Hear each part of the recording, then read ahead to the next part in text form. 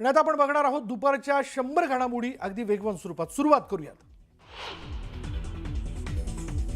संतोष देशमुख हत्या प्रकरणातील फरार आरोपी कृष्णा आंधळे 3 वेळा त्याच्या गावी आल्याचा दावा धनंजय देशमुखांनी केला. तर कृष्णा आंधळेकडून देशमुख कुटुंबाला धोका असल्याचंही त्यांनी म्हटलंय. तर आरोपीच्या वकिलांकडून वारंवार उशीर केला जात असल्याचा आरोपही त्यांनी केला. बेसार कंपनी मागे प्रभावशाली लोकांचा हात असल्याचा दावा रोहित पवारांनी केला. तर त्यांनी नागरी हवाई मंत्र्यांच्या राजीनाम्याची मागणी केली. पंतप्रधान आणि गृहमंत्रीच आम्हाला न्याय देऊ शकतात असंही ते म्हणाले. आमदार रोहित पवारांच्या जीविताला धोका असल्याचं प्रशांत बाबर यांनी म्हटलंय. तर रोहित पवारांना Z+ सुरक्षा देण्याची मागणी त्यांनी केली आहे. त्याबाबत त्यांनी जिल्हाधिकाऱ्यांना निवेदनही दिलंय. RSS मानहानी प्रकरणी काँग्रेस नेते राहुल गांधींना भिवंडी कोर्टाकडून जामीन मंजूर झालाय. पूर्वीचे जामीनदार शिवराज पाटील चाकूरकरांचं निधन झाल्यानं हर्षवर्धन सपकाळ नवे जामीनदार आहेत. राहुल गांधींविरोधात भाजप कार्यकर्ते आक्रमक झालेत. मूळ टोल नाक्यावर राहुल गांधींना काळे झेंडे दाखवण्यात आलेत. राहुल गांधींविरोधात नागपुरातही भाजप आक्रमक झाली आहे. राहुल गांधी देशाची बदनामी करत असल्याचा आरोप भाजप कार्यकर्त्यांनी केला आणि त्यांच्या विरोधात टिळक पुतळा परिसरात आंदोलन करण्यात आलं.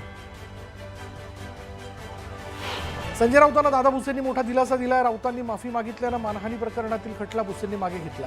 तर अद्वै हिरेंनी खोटी माहिती दिल्याचाही उल्लेख करण्यात आला. ज्यांनी भाजप विरोधात काम केलं त्यांना स्वीकृत सदस्य केल्याचा आरोप मुख्यमंत्र्यांचे मामेभाऊ विवेक कलोतींनी केलाय. भाजपमधल्या लोकांनी काम न केल्यानं माझ्या निवडणुकीमध्ये माझा पराभव झाल्याचे ते म्हणाले. भाजपचे जुने कार्यकर्ते आणि विद्यमान काँग्रेस नगरसेवक वसंत देशमुख यांची सुधीर मुनगंटीवारांनी भेट घेतली आणि या भेटीमुळे राजकीय वर्तुळात चर्चांना उधाण आलंय. चंद्रपूर महानगरपालिकेत महापौर निवडीनंतर महापौरांनी अजेंड्यानुसार विषय न घेतल्याचा आरोप काँग्रेस नगरसेवकांनी केला. दरम्यान महापौर निवडून येऊन 10 दिवस उलटूनही स्थायी समिती गठीत झालेली नाही आणि यामुळे विकासाची कामं अडचणीत येण्याची शक्यता आहे. तातडीनं स्थायी समिती गठीत न केल्यास तीव्र आंदोलन करण्याचा इशारा देण्यात आला. सोलापूर महानगरपालिकेच्या सर्वसाधारण सभेत स्वीकृत नगरसेवकांची निवड करण्यात आली. भाजपकडून 9 तर MIM पक्षाचा एक स्वीकृत सदस्य म्हणून नय्यूम सालार यांना संधी देण्यात आली. पुणे विमानतळावर पहिल्यांदाच सामाजिक मानवी रचना असलेल्या रोबोची चाचणी घेण्यात आलेली आहे. मूक्स रोबोटिक्सद्वारे कृत्रिम बुद्धिमत्तेवर आधारित रोबो विकसित करण्यात आला. विमानतळावरील वातावरण, गर्दी आणि दिशादर्शक तपासणी संदर्भात चाचणी घेण्यात आली. पुण्यातील वाघोली भागात 68वी महाराष्ट्र केसरी स्पर्धा होणार आहे. 18 मार्च ते 22 मार्च दरम्यान ही स्पर्धा होणार आहे. महाराष्ट्र राज्य कुस्तीगीर संघाच्या बैठकीत हा निर्णय घेण्यात आला. नंदुरबारच्या तोरणमाळमध्ये पहिल्या तोरणमाळ फेस्टिवलला सुरुवात झाली आहे. तोरणमाळ फेस्टिवलमध्ये पर्यटकांना आदिवासी संस्कृती, बोलीभाषा आणि परंपरांचं दर्शन नृत्य लोककलेतून पर्यटकांना घडवून दिलं जाणार आहे. बीडच्या बोरफडी गावामध्ये मुख्यमंत्री ग्राम समृद्ध अभियानाला प्रारंभ झाला. यावेळी बैलगाडीतून मिरवणूक काढण्यात आली. या अभियानात अभिनेत्री रिंकू राजगुरूही सहभागी झाली. दरम्यान मोठ्या संख्येनं नागरिकांनीही सहभाग घेतला. कोकणात शिमगोत्सवाची जोरदार तयारी करण्यात येते. फाल्गुन पंचमीला होळीची उभारणी आणि विधिवत पूजन करून या उत्सवाला प्रारंभ होणार आहे. पण त्यापूर्वी पालखीतील देवांची रूप म्हणजेच मुखवटे लावणं हे या सणाचं मुख्य आकर्षण असतं. कोकणवासियांसाठी फडणवीस सरकारने घोषणा केलेली आहे. शिमग्याला आता बोटीनं जाता येणार आहे. मंत्री नितेश राणेंकडून वेळापत्रकाची घोषणा करण्यात आली. 1 मार्चपासून भाऊचा धक्का ते विजयदुर्ग अशी फेरी सुरू करण्यात येणार आहे. राजस्थानमधील खाटूश्याम बाबांच्या यात्रेसाठी देशभरातून भाविक मोठ्या संख्येनं रवाना होत आहेत. रेल्वेच्या बोगीमध्येच बाबांची प्रतिमा स्थापित करून भजन कीर्तन करत भक्तिमय वातावरणात भाविक प्रवास करत आहेत. फाल्गुन महिन्यात भरत असलेल्या या भव्य यात्रेसाठी भक्तांचा उत्साह शिगेला पोहोचला असून दर्शनापूर्वीच भाविक भक्तिरसात न्हाऊन निघाल्याचं चित्र पाहायला मिळतं. याच उत्साहामध्ये सगळे रंगून गेले. कांद्याला 8 ते 10 रुपये दर मिळत असल्यानं कांदा उत्पादक शेतकरी चिंतेत सापडलेला आहे. उत्पादन खर्चही निघत नसल्यानं कांदा विकून करायचं तरी काय असा सवाल शेतकऱ्यांनी केला. धाराशिवमध्ये कांद्याचे दर 8 ते 10 रुपयांवर घसरल्यानं शेतकरी अडचणीत आले. उत्पादन आणि वाहतूक खर्चही निघत नसल्यानं पावसाळी कांदा उत्पादक हवालदिल झालेले असून आता हा कांदा करायचा तरी काय असा प्रश्न निर्माण झाला. CCIने आतापर्यंत 15,74,000 462.4 क्विंटल कापूस खरेदी केलाय. मात्र अजूनही 25% कापूस शेतकरी आणि व्यापाऱ्याच्या दारामध्ये पडून आहे आणि यामुळे दरात घसरण होण्याची चिंता शेतकऱ्यांनी व्यक्त केली. परभणी शहरात बेशिस्त वाहन चालकांमुळे वाहतूक कोंडीची समस्या निर्माण झाली आणि यामुळे वाहनधारकांना नाहक त्रास सहन करावा लागतोय. तातडीनं बेशिस्त वाहन चालकांवर कारवाई करण्याची मागणी करण्यात आली. हिंगोली पंचायत समितीमधील अधिकारी नागरिकांकडून पैसे घेत असल्याचा आरोप ठाकरेंच्या शिवसेनेच्या जिल्हा प्रमुखांनी केला. पैसे घेतानाचा एक व्हिडिओ सोशल मीडियावरती पोस्ट करण्यात आलाय. चौकशी करून तातडीनं कारवाई करण्याची मागणी करण्यात आली. धाराशिवच्या पाट सावंगी या गावात वयोवृद्ध चुलत्याची जमीन हडप करण्यासाठी पुतण्यानं अपहरण केल्याचा आरोप करण्यात आलाय. तर अपहरण केल्याचा ठोस पुरावा सापडत नसल्याचा दावा पोलिसांनी केला. यामुळे पोलिसांकडून अधिकचा तपास सुरू आहे. बुलढाण्याच्या लोणार तालुक्यातील चिखला गावात सध्या तणावपूर्ण शांतता आहे. वरिष्ठ अधिकाऱ्यांसह पोलिसांचा बंदोबस्त तैनात करण्यात आलाय. रात्री छत्रपती शिवाजी महाराजांचा पुतळा हटवण्यावरून 2 गटात वाद झाला होता. ओढ पोलीस स्टेशनच्या सहाय्यक पोलीस उपनिरीक्षकावर लाच स्वीकारताना कारवाई करण्यात आली. 35,000 रुपयांची लाच स्वीकारताना रंगेहात अटक करण्यात आली. पोलिसांकडून अधिकचा तपास सुरू आहे. वर्ध्याच्या सिंदीत ग्रामीण रुग्णालयाच्या मागणीसाठी नागरिकांनी आंदोलन केलं. यावेळी 1,000 नागरिकांनी रक्ताने पत्र लिहून मुख्यमंत्र्यांना पाठवलेलं आहे. तातडीनं रुग्णालय देण्याची मागणी करण्यात आली आहे. भंडाऱ्याच्या नानोरी दिघोरी गावात धुमाकूळ घालणाऱ्या बिबट्याला अखेर वनविभागाने गिरबंद केले. यामुळे नागरिकांनी समाधान व्यक्त करत सुटकेचा निश्वास सोडला. गोंदियाच्या सुकाटोला पिपरिया गावातील रहिवासी सुभेदार नेत्राम हेमराज कटरे यांना वीरमरण आलं. हिमाचल प्रदेशातील दुर्गम भागात दरड कोसळल्यानं त्यांना वीरमरण आलं आणि यामुळे संपूर्ण गावात हळहळ व्यक्त करण्यात येते. जिल्हा सामान्य रुग्णालय आणि महाविद्यालयात स्वयंपाकासाठी घरगुती गॅस सिलेंडरचा वापर करण्यात आला आणि या प्रकरणात कारवाई करत 6 सिलेंडर जप्त करण्यात आले. संबंधित कंत्राटदारावर अन्न पुरवठा कायद्याअंतर्गत गुन्हा दाखल करण्यात आला. संभाजीनगरच्या पैठण इथल्या नाथ हायस्कूलमधील 10वीच्या मराठी पेपर दरम्यान कॉपी पुरवल्याचा धक्कादायक व्हिडिओ समोर आला. परीक्षा केंद्राच्या दुसऱ्या मजल्यावर चढून पोलिसांसमोरच कॉपी दिली जात असल्याचं दिसतंय आणि या घटनेमुळे कॉपीमुक्त अभियानावर प्रश्नचिन्ह उपस्थित करण्यात आले. हिंगोलीच्या वसमत शहरातील शास्त्रीनगर भागात मुख्य रस्त्यावर नाल्याच्या गटारीचं सांडपाणी येतंय आणि ऐन वर्दळीच्या रस्त्यावर दूषित पाणी मोठ्या प्रमाणात साचलंय आणि यामुळे नागरिकांना दुर्गंधीचा त्रास सहन करावा लागतो. या रस्त्यावरून शाळकरी विद्यार्थ्यांना जावं लागतंय आणि त्यामुळे या शाळकरी विद्यार्थ्यांना देखील याचा मोठा त्रास सहन करावा लागतो.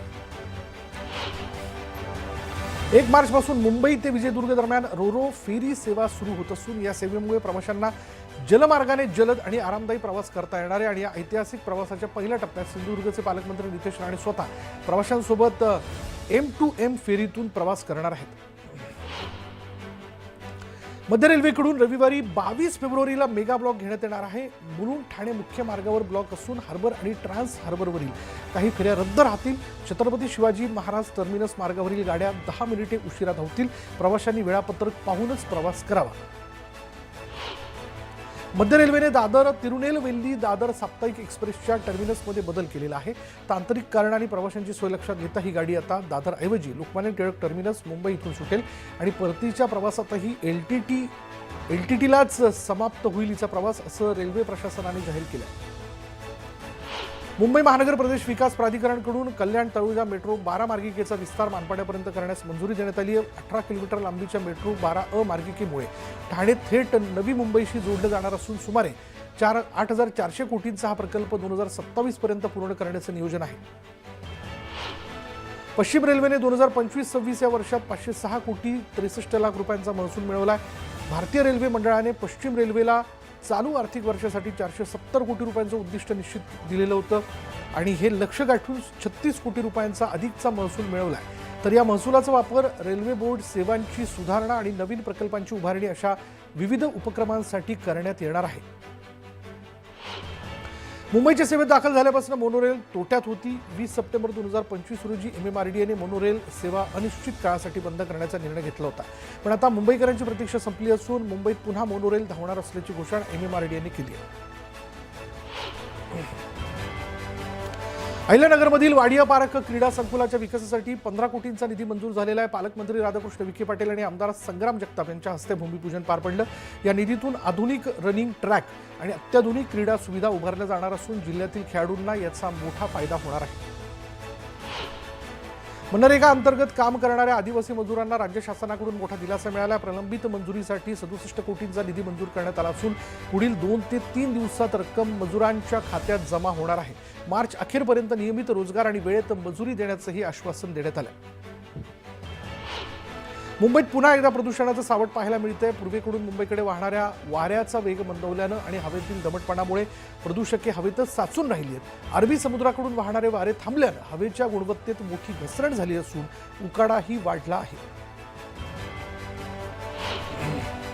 एसटीच्या सुमारे 86,000 कर्मचाऱ्यांचं वेतन वाढीचे थकीत हप्ते देण्यासाठी शासनाने 100 कोटी रुपयांची तरतूद केली आहे. लवकरच फेब्रुवारी महिन्याच्या वेतनात सोबत देण्यात येणारा वेतनवाढीचा हा थकीत हप्ता कर्मचाऱ्यांच्या बँक खात्यात जमा होणार आहे.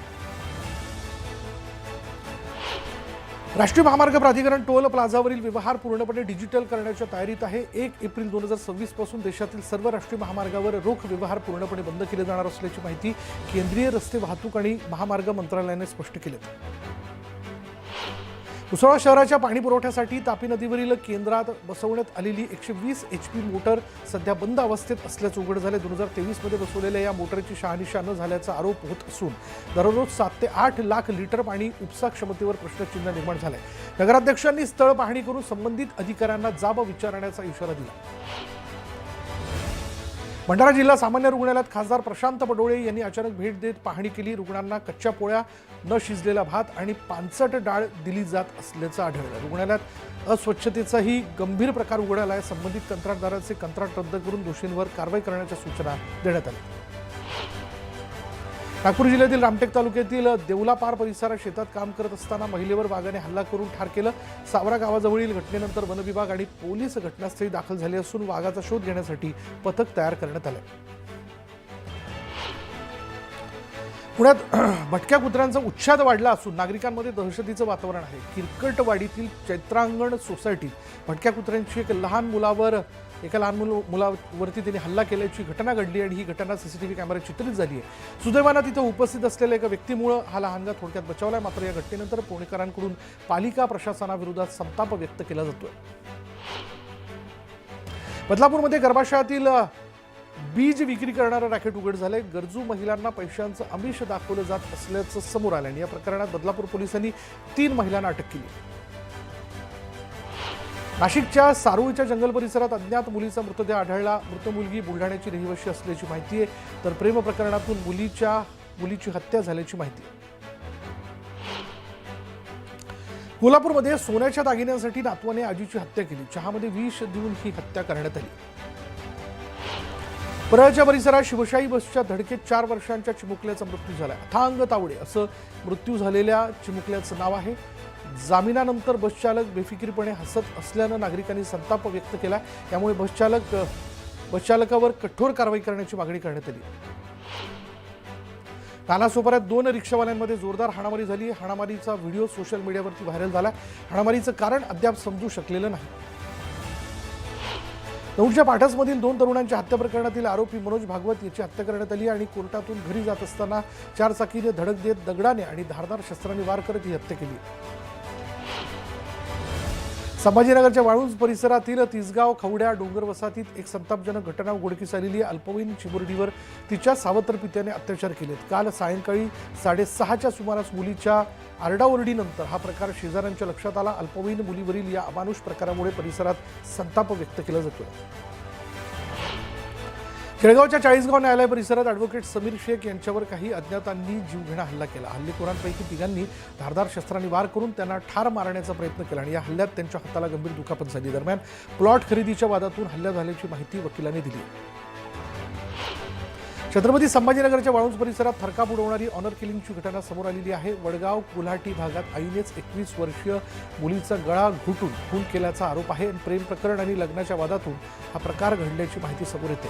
पोलिसांनी प्रकरणाची नोंद घेत तपास सुरू केला असून परिसरात एकच खळबळ उडाली. सोलापूर महानगरपालिकेच्या दवाखान्यामध्ये महिला रुग्णांशी अश्लील वर्तन केल्याप्रकरणी एका डॉक्टरची सेवा समाप्त करण्यात आली. सोलापूर महानगरपालिका आयुक्त डॉक्टर सचिन ओंबासे यांनी ही कारवाई केली. आरोग्य विभागाच्या चौकशीत गेल्या 6 ते 7 महिन्यांपासून हा प्रकार सुरू असल्याचं समोर आलं. लातूर ते बुलढाणा दरम्यान धावणाऱ्या रातराणी एसटी बसचा चालक मद्यपान केल्यानं प्रवाशांना तब्बल 4 तास ताटकळत बसावं लागलं. महाराष्ट्र राज्य मार्ग परिवहन महामंडळाच्या बुलढाणा आगाराची ही बस देऊळगाव महिजजवळ थांबवण्यात आली होती. मद्यपी चालक पसार झाल्यानं दुसऱ्या बसची व्यवस्था करण्यात आली.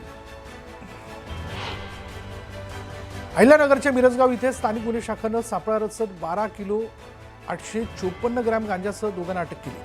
आरोपींकडून गांजा, स्कॉर्पिओ आणि मोबाईल असा एकूण 25.5 लाखांचा मुद्देमाल जप्त करण्यात आला. आणि आता वेळ झाली की ब्रेकची ब्रेक घेऊयात. पहा फक्त न्यूज 18 मराठी, आवाज महाराष्ट्राचा.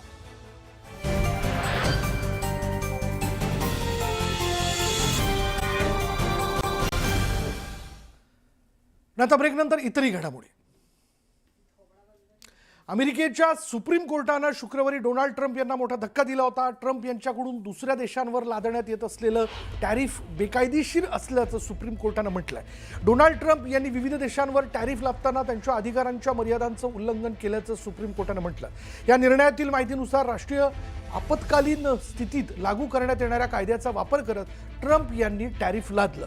तर अमेरिकेच्या सुप्रीम कोर्टाचा निर्णय अपमानकारक असल्याचं ट्रम्प यांनी म्हटलेलं आहे. सुप्रीम कोर्टाच्या निर्णयावर माझ्याकडे प्लॅन बी तयार असल्याचंही त्यांनी म्हटलं.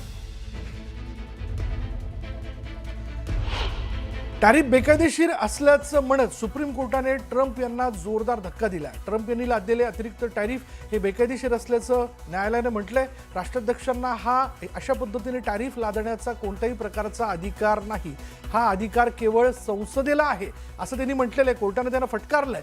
ट्रम्प यांनी अधिकारांच्या मर्यादांचं उल्लंघन केल्याचं देखील त्यांनी म्हटलं. आणि टॅरिफ लादण्याचा अधिकार हा राष्ट्रपतींना नसून तो केवळ आणि केवळ संसदेला असल्याचं न्यायालयानं ट्रम्प यांना फटकारताना नमूद केलं. जर अमेरिकेच्या घटनेनुसार टेरिफ लावण्यासंदर्भात एखादा निर्णय घ्यायचा असेल तर ते अधिकार अमेरिकन काँग्रेसचे आहेत. आणि अमेरिकेच्या फेडरल कोर्टने केवळ याच तांत्रिक मुद्द्यावरती बोट ठेवलं आणि डोनाल्ड ट्रम्प यांनी लावलेले जे टेरिफ होते, जे पूर्णपणे एकाधिकार पद्धतीने लावण्यात आलेले होते आणि ते अन्यायकारक होते, ते पूर्णपणे स्ट्रक डाऊन केलेले आहेत, ते रद्द केलेले आहेत. आणि सगळ्यात महत्वाचं म्हणजे गेल्या एप्रिल महिन्यापासून तर आतापर्यंत अमेरिकेमधल्या ज्या कंपन्यांनी ह्या वाढीव टेरिफनुसार आयात केलेली आहे किंवा त्यानुसार टेरिफ हे सरकारला भरलेलं आहे, त्यांना आता अमेरिकेच्या ट्रेझरी डिपार्टमेंटला कॉम्पन्सेशन द्यावं लागणार आहे. आणि त्यामुळे अमेरिकेच्या डोनाल्ड ट्रम्पच्या प्रशासनासाठी हा खूप मोठा सेटबॅक आहे, पराभव आहे असं आपल्याला म्हणावं लागेल. आणि यानंतर पुन्हा एकदा दुपारच्या 100 घडामोडी अगदी झटपट सुरुवात करूया. शिर्डी पोलीस स्टेशन हद्दीत 15 वर्षीय मुलीचा पाठलाग करून लग्न आणि धर्मांतरासाठी दबाव टाकल्याप्रकरणी इरफान शेख याला अटक करण्यात आली आहे. अल्पवयीन मुलीच्या तक्रारीवरून पॉक्सो कायद्यान्वये गुन्हा दाखल करण्यात आला असून आरोपीचा भाऊ आणि वहिनी फरार आहेत. पोलीस पुढील तपास सुरू आहे.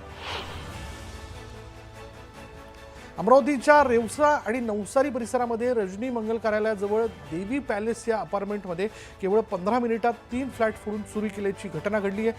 हा संपूर्ण प्रकार सीसीटीव्ही मध्ये कैद झालेला आहे आणि या घटनेमुळे नागरिकांमध्ये भीतीचं वातावरण आहे.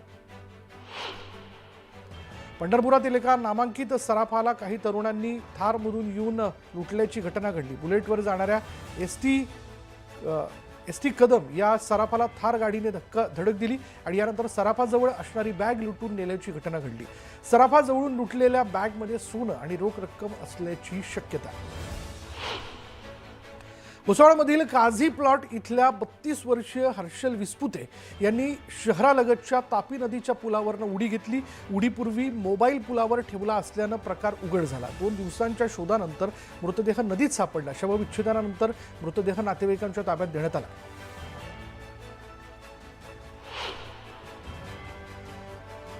आता वेळ झाली की ब्रेकची ब्रेक घेऊयात. पहा फक्त न्यूज 18 मराठी, आवाज महाराष्ट्राचा.